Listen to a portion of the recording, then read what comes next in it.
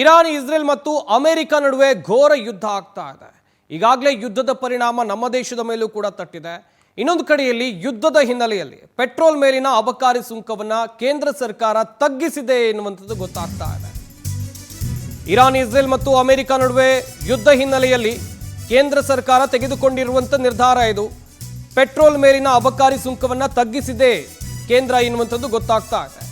Petrol ಮೇಲಿನ ಸುಂಕ 13 ರೂಪಾಯಿಯಿಂದ 3 ರೂಪಾಯಿಗೆ ಇಳಿಸಿದೆ. ಹಾಗೆಯೇ ಡೀಸೆಲ್ ಮೇಲಿನ ಅಬಕಾರಿ ಸುಂಕ ಶೂನ್ಯಕ್ಕೆ ಇಳಿಸಿದೆ ಕೇಂದ್ರ ಸರ್ಕಾರ. ಡೀಸೆಲ್ ಮೇಲಿನ ಅಬಕಾರಿ ಸುಂಕ 10 ರೂಪಾಯಿ ಇಳಿಕೆ ಮಾಡಲಾಗಿದೆ.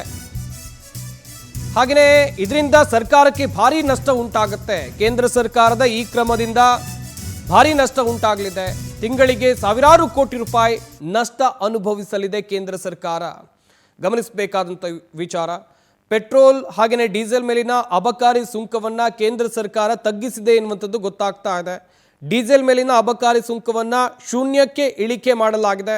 ಇನ್ನೊಂದು ಕಡೆಯಲ್ಲಿ ಪೆಟ್ರೋಲ್ ಮೇಲೆ 13 ರೂಪಾಯಿಯಿಂದ 3 ರೂಪಾಯಿಗೆ ಇಳಿಕೆ ಮಾಡಲಾಗಿದೆ.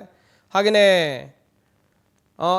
ಏನು ಈ ಒಂದು ಕ್ರಮದಿಂದ ಕೇಂದ್ರ ಸರ್ಕಾರಕ್ಕೆ ಸಾವಿರಾರು ಕೋಟಿ ರೂಪಾಯಿ ನಷ್ಟ ಆಗುತ್ತೆ ಎನ್ನುವಂಥ ವಿಚಾರವನ್ನು ಕೂಡ ನೀವಿಲ್ಲಿ ಗಮನಿಸಬೇಕಾಗತ್ತೆ.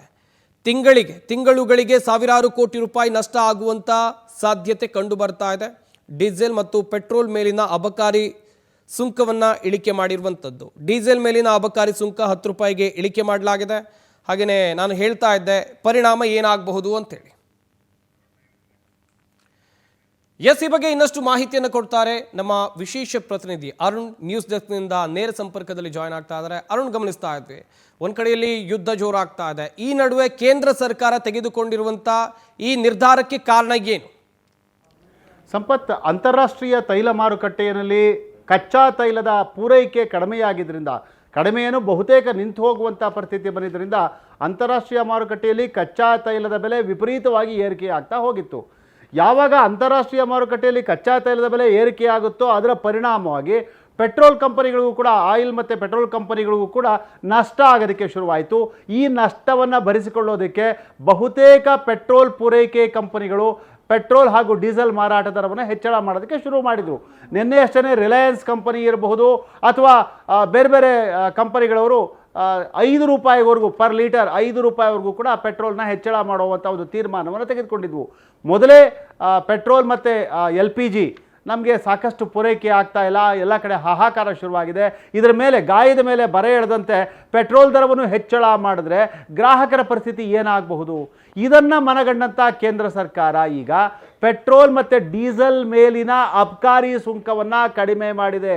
ಆ ಮೂಲಕ ಯಾವ ಒಂದು ಪೆಟ್ರೋಲ್ ಡೀಸೆಲ್ ಪೂರೈಕೆ ಅಥವಾ ತೈಲ ಕಂಪನಿಗಳಿದ್ವೋ ಆ ಕಂಪನಿಗಳಿಗೆ ಆಗುತ್ತಿದ್ದಂಥ ಹೊರೆಯನ್ನು ಅಥವಾ ನಷ್ಟವನ್ನು ಸರಿತೂಗಿಸುವಂಥ ಪ್ರಯತ್ನವನ್ನು ಮಾಡಿದೆ. ಇದುವರೆಗೂ ಏನು ಪರ್ ಲೀಟರ್ ಪೆಟ್ರೋಲ್ಗೆ 13 ರೂಪಾಯಿ ಅಬಕಾರಿ ಸುಂಕವನ್ನು ಕೇಂದ್ರ ಸರ್ಕಾರ ವಿಧಿಸ್ತಾ ಇತ್ತು. ಈಗ ಅದನ್ನು 10 ರೂಪಾಯಿ ಕಡಿಮೆ ಮಾಡಿ 3 ರೂಪಾಯಿಗೆ ತಂದಿಟ್ಟಿದ್ದಾರೆ. ಅದೇ ರೀತಿ ಡೀಸೆಲ್ಗೂ ಸಹ ಹೆಚ್ಚು ಕಡಿಮೆ 10 ರೂಪಾಯಿಯಷ್ಟು ಅಬಕಾರಿ ಸುಂಕವನ್ನು ವಿಧಿಸ್ತಾ ಇದ್ರು. ಅದನ್ನು ಸಂಪೂರ್ಣವಾಗಿ ವಿನಾಯಿತಿ ನೀಡಲಾಗಿದೆ. ಅಂದರೆ ಡೀಸೆಲ್ ಮೇಲೆ ಯಾವುದೇ ಅಬಕಾರಿ ಸುಂಕ ಇಲ್ಲ. ಹಾಗಾಗಿ ಅದು ಝೀರೋಗೆ ಬಂದಿದೆ. ಆ ಮೂಲಕ ಕೇಂದ್ರ ಸರ್ಕಾರ ತನಗೆ ಹೊರೆಯಾದರೂ, ತನಗೆ ನಷ್ಟವಾದರೂ ಸಹ ಪೆಟ್ರೋಲ್ ಕಂಪನಿಗಳಿಗೆ ನಷ್ಟವಾಗಬಾರ್ದು, ಅವರು ಅದನ್ನು ಗ್ರಾಹಕರಿಗೆ ವರ್ಗಾವಣೆ ಮಾಡಬಾರ್ದು ಅನ್ನುವಂಥ ಕಾರಣಕ್ಕೆ ಇಂಥ ಒಂದು ಕ್ರಮವನ್ನು ಕೈಗೊಂಡಿರೋದು ಇಲ್ಲಿ ಸ್ಪಷ್ಟ ಆಗ್ತದೆ. ಒಂದು ವೇಳೆ ಈಗ ರಾಜ್ಯ ಸರ್ಕಾರವೂ ಸಹ ತನ್ನ ಅಬಕಾರಿ ಸುಂಕವನ್ನು ಅಥವಾ ತನ್ನ ಒಂದು ಪ್ರವೇಶ ತೆರಿಗೆಯನ್ನು ಹಾಕ್ತಾ ಇದ್ದಾರೆ ಪೆಟ್ರೋಲ್ ಮತ್ತು ಡೀಸೆಲ್ ಮೇಲೆ, ಇದನ್ನು ಅವರು ಕನಿಷ್ಠ ಲೀಟರ್ಗೆ 1 ರೂಪಾಯೋ 2 ರೂಪಾಯೋ ಕಡಿಮೆ ಮಾಡಿದ್ರೆ ಅದು ಗ್ರಾಹಕರಿಗೆ ವರ್ಗಾವಣೆ ಆಗುತ್ತೆ. ಆ ಮೂಲಕ ಈಗೇನು ನಾವು 102 ರೂಪಾಯಿ ಪೆಟ್ರೋಲ್ ಕೊಡ್ತಾ ಇದ್ದೀವಿ, ಇದು 100 ರೂಪಾಯಿಗೋ ಅಥವಾ 100 ರೂಪಾಯಿ ಒಳಗೋ ಇಳಿಸೋದಕ್ಕೂ ಕೂಡ ಅನುಕೂಲ ಆಗುತ್ತೆ. ಕೇಂದ್ರ ಸರ್ಕಾರದ ಒಂದು ಸರದಿ ಆಯಿತು. ರಾಜ್ಯ ಸರ್ಕಾರ ಕೂಡ ಇದ್ರ ಬಗ್ಗೆ ಆಲೋಚನೆಯನ್ನು ಮಾಡಬೇಕಾಗುತ್ತೆ. ಇದ್ರ ಜೊತೆಗೆ ಇರುವಂಥ ಇನ್ನೊಂದು ಸಮಸ್ಯೆ ಏನು, ಬಹುತೇಕ ಕಡೆಗಳಲ್ಲಿ ಪೆಟ್ರೋಲ್ ಪೂರೈಕೆ ಆಗ್ತಾ ಇಲ್ಲ. ಪೆಟ್ರೋಲ್ ಪೂರೈಕೆ ಆಗದೇ ಇರೋದಕ್ಕೆ ಸಾಲ ವ್ಯವಸ್ಥೆ ಏನಿದೆ ಅದು ಪ್ರಮುಖವಾಗಿ ಕಾರಣ ಆಗ್ತಾ ಇದೆ. ಇನ್ನು ಕೆಲವೇ ದಿನಗಳಿಗಾಗುವಷ್ಟು, ಹೆಚ್ಚು ಕಮ್ಮಿ ಇನ್ನು 30 ದಿನಗಳಿಗಾಗುವಷ್ಟು ಮಾತ್ರ ನಮ್ಮ ಕೇಂದ್ರದಲ್ಲಿ ಪೆಟ್ರೋಲ್ ಸ್ಟಾಕ್ ಇದೆ. ಅಲ್ಲಿವರೆಗೂ ನಾವು ಮ್ಯಾನೇಜ್ ಮಾಡ್ತೀವಿ ಅಂತ ಹೇಳಿ ಕೇಂದ್ರ ಸರ್ಕಾರ ಕೂಡ ಹೇಳಿದೆ. ಹಾಗಾಗಿ ಜನ ಗಾಬರಿ ಬೀಳೋದು ಬೇಡ. ಪೆಟ್ರೋಲ್ ಕಂಪನಿಗಳು